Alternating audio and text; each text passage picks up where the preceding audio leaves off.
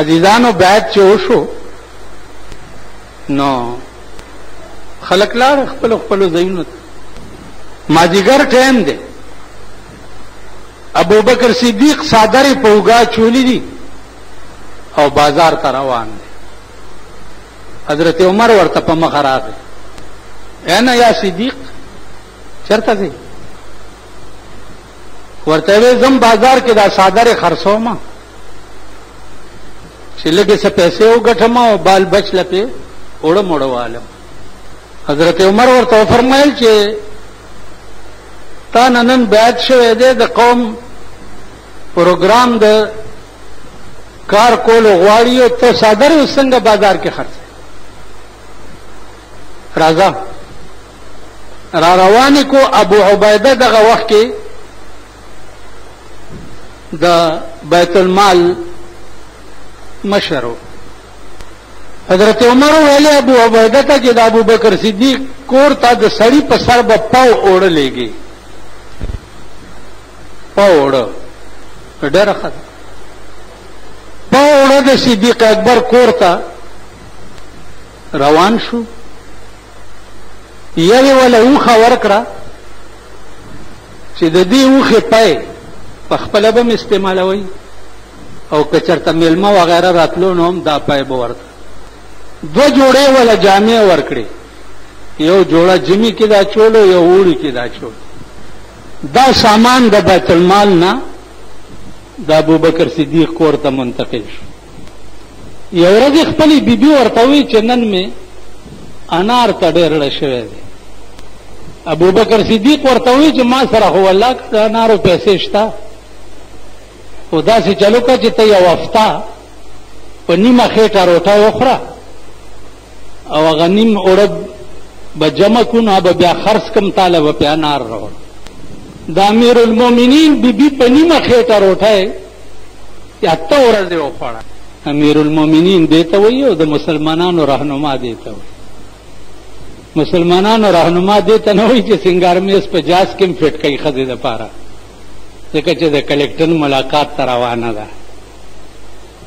تون حالت په داسې ملک شه چې دا مونږ چې پکې اوسېږو تون حالت په دغه ملک شه چې د کوم ملک امیر داسې دی. اته ورځې د ابوبکر صدیق بیبي په نیمه خېټه روټه وخوړه. چې اوړه یې جمع کړه، یو دوه درې سېره اوړه جمع شو نو ابوبکر صدیق ته ورکړه چې دا واله او ما ته انار راوړه. هغه واغسته او بیت المال ته یې واپس یوړه او ابو عبیده سره یې داخل کړه. وی چې ولې؟ وی نن نه پس به زما د بیبي په نوم باندې نیم پاوډر رالیږي. معلومیږي دا چا په نیمه خېټه هم ګزاره کولی شي. چې کور ته راغی بیبي ورته وی چې انار دې رانه وړه؟ وی نه انار خو مې رانه وړه او نن نه پس به ستا په نامه نیم پاوډر راځي. هغه اوړه به د چا بل غریب په خېټه کې پرېوځي. د امیر المؤمنین ښځه چې ده انارونو خوړو دپاره نه وي. او بدبخت قومه، نن 50 کاله وشو د پاکستان جوړېدو. د پاکستان د ښځو شاپینګ چې دی هغه په 50 کاله کې پوره نشو.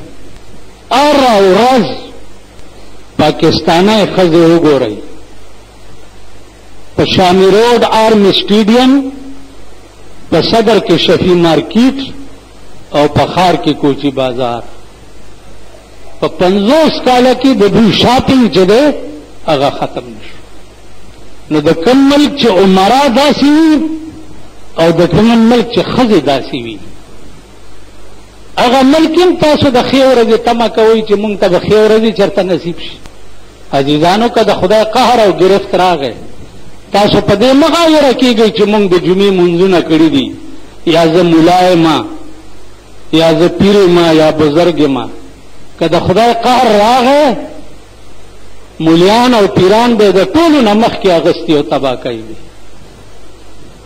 د موسی علیه السلام په قوم چې عذاب راغی او کونو قردتن خاسئین، بزوګان شو، نو سپینګیري پکې د خنزیر په شکل شو. موسی علیه السلام فرمایل چې یا الله دا ولې دا سپینګیري دي خو څه نه وکړي؟ وی دوی قوم دا قطع تعلق نه وکړي، دوی به کته چې دا قوم باغی دی د خدای نه ورته نه په ژبه ویلیو او نه په لاس نیولیو او نه قطع تعلق ورسره په زړه کې کړی نو د سپین ږیرو عذاب به زمونږ عذاب به د هغوی نه زیات وي. درې قسمه تبلیغ دی، په لاس نیول، په ژبه ویل او کني په زړه کې قطع تعلق کول. دا درې قسمه تبلیغ دی. کدی کې یوم نو عذاب چې راغی د هغې عذاب نه به زمونږ سخت وي. نو عزیزانو دعا کوئ چې الله د دې ملک عمراو ته هدایت وکړي.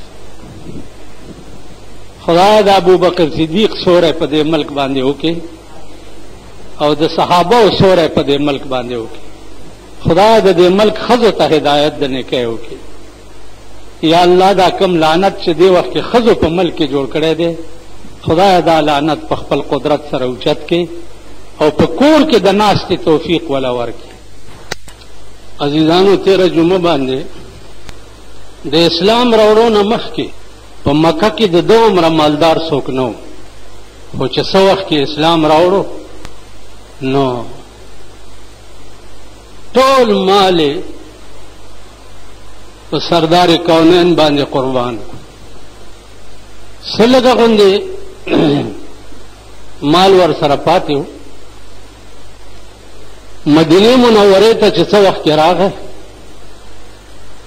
نو په هغه پیسو باندې د بیت المال دپاره ځمکه واغسته،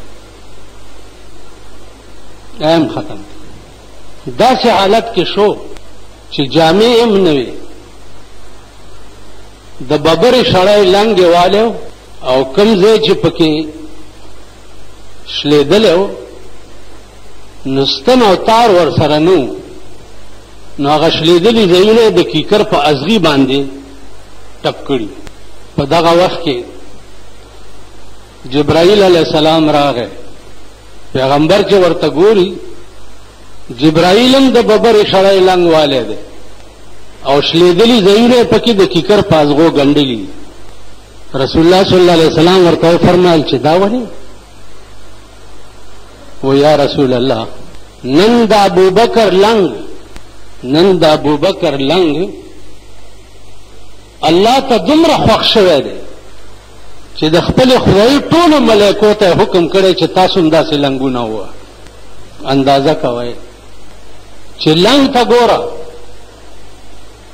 او بیا د ببرې شړی لنګ ته ګوره او د ابوبکر د وجې د الله ته دومره خوښېدل ګوره چې د ټول کائنات ملایکو ته حکم شوی چې تاسو هم داسې لنګونه ووه. عزیزانو د غرمې ټیم دی، رسول الله صلی الله علیه وسلم ته جبرئیل راغی چې په دې ټکي ورشه او ابوبکر صدیق ته زما سلام ووایه. رسول الله صلی الله علیه وسلم په منډه ورغی. ابوبکر صدیق رضی الله تعالی عنہ ورته وایي چې خیر شه. وی الله اوس راته حکم وکړو چې لاړ شو ابوبکر ته زما سلام ووایه. نو ابوبکر صدیق په جړا شو. ولې جاړې؟ وی کجا ابوبکر او کجا د خدای سلام؟ زه خو په خپل ځان نه پوهېږم. عزیزانو دا مقام د ابوبکر صدیق د الله سره. بیا په غار ثور کې ابوبکر صدیق سره دا یاره وه چې چېرته بهر نه مونږ دشمن ونه ګوري. نو جبرئیل راغی. پیغمبر ته وایي چې دی ابوبکر ته ووایه چې لا تحزن ان الله معنا، یریږه مه، ان الله معنا، الله مونږ سره دی. اوس معنا چې ده په هغې تاسو نه پوهېږئ، دا علما یا طالبان پې پوهېږي. معنا د متکلم مع الغیر صیغه ده. د دې دا معنا ده چې پیغمبر ورته وایي چې او ابوبکره په دې غار ثور کې څنګه چې ما سره دی الله دغسې تا سره هم دی، څومره چې ما سره دی دومره تا سره هم دی. متکلم مع الغیر صیغه دا مطلب تا او ما سره الله یو برابر دی یریږه ما ان الله معنا دا د ابوبکر په حق کې نازل شوی زما عزیزانو ابوبکر صدیق رضی الله تعالی عنہ بیا چې څو وخت کې 3 میاشتې او 2 کاله د حکومت څو وخت کې وفات کېدو لوري ورته ناسته وه بیبي عایشه رضی الله تعالی عنها او د سکرات د موت په تاری دي نو لوري ورته وایي چې من لا یزال دمعه مقنعا من لا يزال دمعه مقنعا فإنه في مرة مدفوق اے پلارا ما د محمد رسول الله په وفات باندې ټولې اوښې په سر کې بند کړې وې جړل مې نه که حضور وفات شو نو پلار مې ژوندی دی اوس ستا په مرګ باندې به زما د سترګو نه د اوښو سیلابونه روان شي پلار یې ورته څه وایي ورته ویل بچیا ته ولې جاړې ولې جاړې ته خو ژوندی یې چا سره به کښېنې چېرته به لاړه شي پام به دې غلط شي وایه زمانه چې داسې پولیس به مې گرفتار کړي چې پیژنم یې نه داسې کور ته روان یم چې لیدلی مې نه دی داسې ذات سره به مې پیشي کېږي چې پته راته نشته نو جړه خو ما ته پکار ته ولې جاړې عزیزانو دا خبره ما تاسو ته کړې وه چې د خدای په خدایي کې څومره سختۍ چې دي او څومره تکلیفات چې دي هغه ټول د قبر د رومبه شپې ته هیڅ بلکې بعض بزرگان تر دې پورې وایي چې د جهنم سختۍ چې دي هغه هم د قبر رومبنۍ شپې تکلیف ته هیڅ ولې جهنم کې به ډېر خلق در سره یې که وایي پای کوي نو ډېر به وایي پای کوي لګیا به دا ځای یوازې دی الله دې امان راکړي چې صدیق اکبر وفات شو وصیت یې دا وکړو چې د رسول الله صلی الله علیه وسلم د روضې مبارکې نه اجازت وغواړئ چې ابوبکر ستا په خوا کې خښېدل غواړي که اجازت وشو خو د حضور په خوا کې مې خښ کوي او که اجازت نشو نو عام مقبره جنت البقیع ته مې یوسي علما وایي چې د حضور د روضې نه اجازت اخیستو دپاره د ټولو صحابو نه حضرت علي مخکې منډې والې او روضې مبارکې ته چې ورله وی چې یا رسول الله ابوبکر صدیق ستا په خوا کې خښېدل غواړي د روضې مبارکې نه آواز ورته وشو چې لږ زر کوئ دا زما محبوب چې دی زر ما ته راورسوئ زه ډېر وخت نه په انتظار یم نو دفن د رسول الله صلی الله علیه وسلم په خوا کې وشو دا د ابوبکر مقام و د خدای سره او دا د ابوبکر مقام و د رسول الله صلی الله علیه وسلم تاسو مونږ دې ځان ته وګورئ دا مو وایئ چې مونږ له په ژوند د رسول الله نوم راځي نو قبر کې به هم راځي چالاک خو ډېر یې که نه دا مو وایئ قبر کې آتاه ملکان چې هغه 2 ملایکې وګورئ هر څه به درنه خطا شي او هر څه به درنه هیر شي تاسو خیال راغی دا مو وایئ رومبنی شق چې دی هغه د قبر د رسول الله صلی الله علیه وسلم تصویر به درته داسې وښودی شي او ملایکې به درته وایي چې ما كنت تقول فی حق هذا الرجل د دې سړي متعلق دنیا کې ستا څه عقیده وه ته به دومره هیبت اغوستی چې وبه وایې چې ها ها لا ادري والله که زه خدا پیژنم محدثین فرمایي چې ته ووایې چې زه دا نه پیژنم، رومبنی گزار به د ملایکو داسې وي چې ستا وای چغه به په مشرق او مغرب کې واورېدی شي.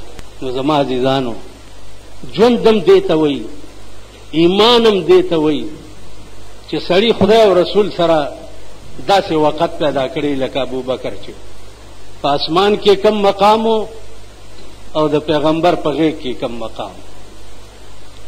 خدای دې مونږ سره دا معامله وکړي او د داسې عمل توفیق دې راکړي چې زمونږ داسې وخت ته داسې نه مونږ تباه یو. قیامت کې که دا مالدار دوزخ ته لاړ شي نو خیر دی، کروڑپتیان ارب پتیان نواز شریف کا دوزخ ته لاړ شي خو ارب پتی دی کړ، ښې مزې دنیا کې وکړې. نو تا او زه دې ولې لاړ شو؟